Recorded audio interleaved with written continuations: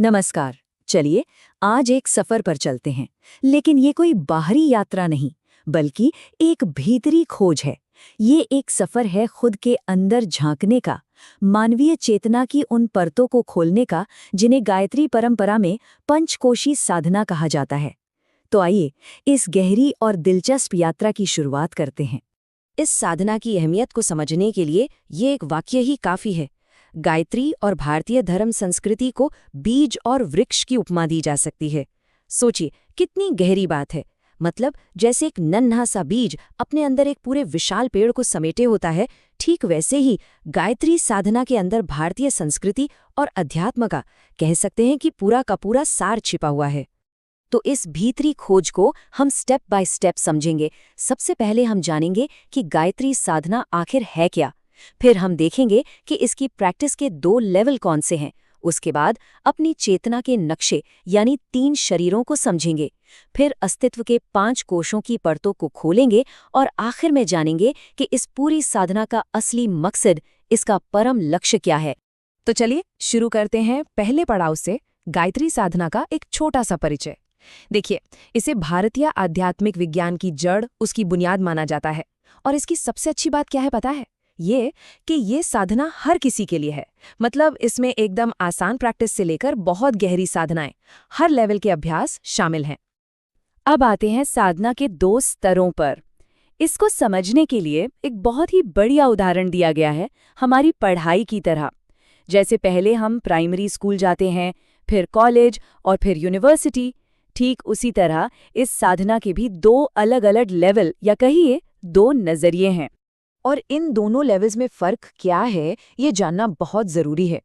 देखिए, जो सामान्य साधना है उसका फोकस ज़्यादातर बाहरी चीज़ों पर होता है, मतलब दुनियावी मकसदों के लिए, जैसे किसी चीज़ की मदद मांगना या आशीर्वाद पाना।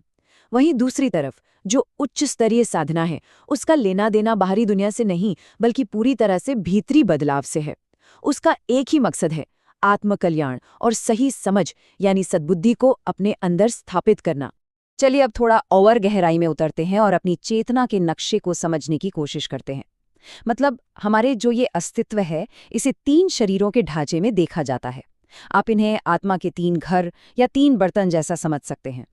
तो ये 3 शरीर कौन से हैं? पहला है स्थूल शरीर, यानी हमारा फिजिकल बॉडी, जिसे हम देख सकते हैं, छू सकते हैं। दूसरा है सूक्ष्म शरीर, जो हमारे मन और बुद्धि से बना है। और तीसरा है कारण शरीर। ये हमारे सारे संस्कारों का, हमारे किए हुए कर्मों का एक तरह से स्टोर हाउस है। हमारा पूरा वजूद इन तीनों से मिलकर ही बना है। और मजे की बात यह है कि इनके अंदर भी और बारीक परतें हैं। इन्हीं परतों को कोश कहा जाता है। तो अब हमारा अगला कदम है इन्हीं शरीरों के अंदर मौजूद उन 5 कोशों को जानना। कोश का मतलब है परत या खजाना, और इन्हें चेतना के 5 खजाने ही माना गया है। इसको समझने का सबसे अच्छा तरीका है प्याज का उदाहरण। जैसे प्याज में एक के बाद एक परतें होती हैं जो हमें उसके सेंटर तक ले जाती हैं, वैसे ही ये कोश हमारे अस्तित्व के केंद्र तक का रास्ता है। यहाँ इन 5 परतों को एक साथ देखा जा सकता है। सबसे बाहरी परत है अन्नमय कोश, जो हमारी शरीर से जुड़ी है। और सबसे भीतरी है आनंदमय कोश, जो खालिस आनंद का एहसास है। ये पूरी की पूरी साधना इन्हीं परतों को एक-एक करके जानने और अनुभव करने का ही तो सफर है। तो सबसे पहले बात करते हैं सबसे बाहरी परत की, अन्नमय कोश। नाम से ही एकदम साफ है, अन्न से बना कोश। ये हमारा फिजिकल शरीर ही है जो भोजन से बनता है, उसी से चलता है। हमारे वजूद का ये सबसे ठोस, सबसे जाहिरी हिस्सा है। अन्नमय कोश के ठीक बाद आती है दूसरी परत, प्राणमय कोश। ये है हमारी एनर्जी बॉडी, हमारी लाइफ फोर्स या जीवनी शक्ति। असल में यही प्राण है जो हमारे फिजिकल शरीर को जिंदा रखता है, उसे चलाता है। और इसका सीधा कनेक्शन हमारी सांसों से है। और फिर आती है तीसरी परत, मनोमय कोश। ये हमारे मन की दुनिया है। हमारे सारे विचार, हमारी फीलिंग्स, इमोशंस, जो कुछ भी हमारे दिमाग में हर पल चलता रहता है, वो सब इसी कोश का हिस्सा है। ये हमारा एक्टिव, सोचने समझने वाला मन है। अब हम और गहरे जाते हैं चौथी परत तक, विज्ञानमय कोश। ये सिर्फ मन नहीं बल्कि उससे भी गहरा है। ये हमारी हायर इंटेलेक्ट, हमारी समझ, हमारा विवेक है। ये वो शक्ति है जो हमें सही और गलत में फर्क करना सिखाती है। ये ज्ञान और बुद्धिमानी का केंद्र है।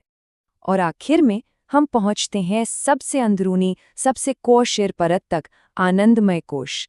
इसे कहते हैं ब्लिस शीट या आनंद का शरीर। ये हमारा असली स्वरूप है, एक ऐसी अवस्था जहां सिर्फ और सिर्फ शुद्ध आनंद, शांति और खुशी है। और इस साधना का अंतिम लक्ष्य इसी अवस्था तक पहुंचना है। तो ठीक है, हमने इन 5 कोशों के बारे में जान तो लिया, लेकिन अब सवाल ये उठता है कि इन्हें अनुभव कैसे करें? क्या इसका कोई तरीका है? जी हाँ, बिल्कुल है। इस परंपरा में हर एक कोश को शुद्ध करने और उसे जागृत करने के लिए खास साधनाएं बताई गई हैं। हर प्रैक्टिस का एक खास मकसद है। और ये सिर्फ किताबी बातें नहीं हैं, बल्कि इसके लिए बिल्कुल प्रैक्टिकल तरीके बताए गए हैं। जैसे अगर अन्नमय कोश यानी फिजिकल बॉडी को शुद्ध करना है तो उसके लिए आहार शुद्धि और आसन है। प्राणमय कोश यानी एनर्जी बॉडी के लिए प्राणायाम और बंद जैसी क्रियाएं हैं। और मनोमय कोश यानी मन को साधने के लिए जप और ध्यान का रास्ता है।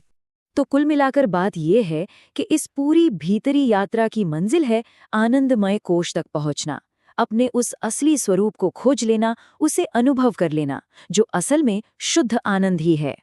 ये पूरी साधना हमें बताती है कि हमारे अंदर ही एक पूरा ब्रह्मांड छिपा है।